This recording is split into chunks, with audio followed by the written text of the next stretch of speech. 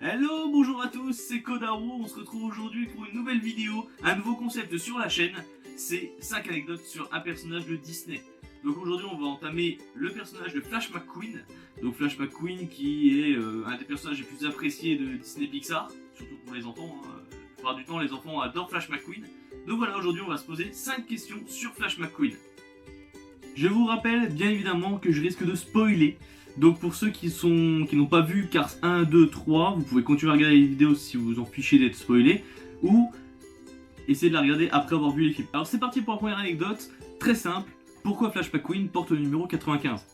Alors le réalisateur John Lasseter, je ne sais pas si je dis bien mais bon voilà, John Lasseter a réalisé du coup les films de Cars et a décidé de rendre hommage tout simplement au plus gros succès de Pixar. Et le plus gros succès de Pixar c'était Toy Story.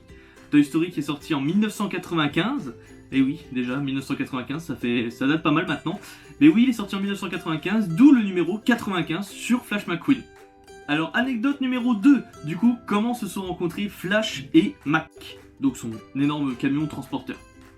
Alors en fait, c'est assez simple, Flash McQueen, au début de sa carrière, a fait partie de l'écurie de Smell Svel. Donc je sais pas trop si je le prononce bien, enfin bref, au cas où, voilà. Alors Flash McQueen voulait tout simplement être le personnage principal de cette écurie. Le problème, c'est qu'il y avait un personnage qui collait plus à cette écurie-là, ça s'appelait Sammy Smelter. Mac a entendu les rumeurs concernant Flash, qui était tout simplement qu'il avait quitté en fait l'écurie Smellsvelt. Du coup, Mac décide d'aller rencontrer Flash pour lui proposer son écurie, tout simplement, qui est Rust-eze. Et bien sûr, vous connaissez la suite, Flash a bien sûr accepté. Et du coup est devenu très grand ami avec. Donc on va dire que c'est une double anecdote, parce que vous savez comment ils se sont rencontrés avec Mac, et en même temps comment il est rentré chez Rust-eze. On est parti pour l'anecdote numéro 3, alors combien de Piston Cup Flash McQueen a-t-il remporté? Alors en fait il a remporté 7 Piston Cup de 2007 jusqu'à 2014.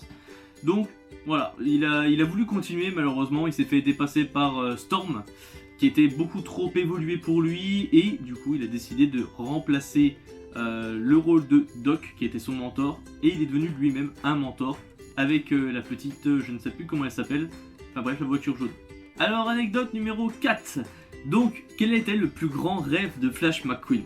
C'était pas forcément de remporter la Piston Cup. En fait le plus grand rêve de Flash McQueen c'était de faire partie de l'écurie Dinoco.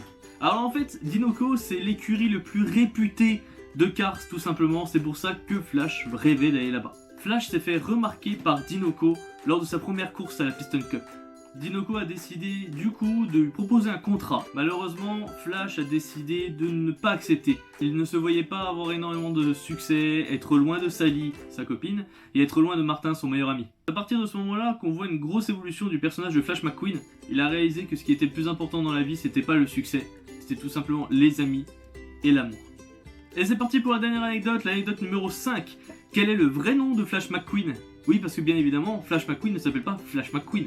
En fait, c'est son nom de scène. Flash McQueen s'appelle réellement Montgomery Lightning McQueen. Au départ, il ne s'appelait pas du tout Flash McQueen. Il s'appelait Monty. On l'a alors surnommé Flash McQueen, car il a battu tous les records de vitesse lors de sa première académie. Donc si cette vidéo vous a plu, je vous laisse poser un like, un commentaire pour me dire quel personnage vous voulez que je traite pour la prochaine fois, et un petit partage de vidéo, ce serait super. Allez, on se retrouve pour une prochaine vidéo. Salut!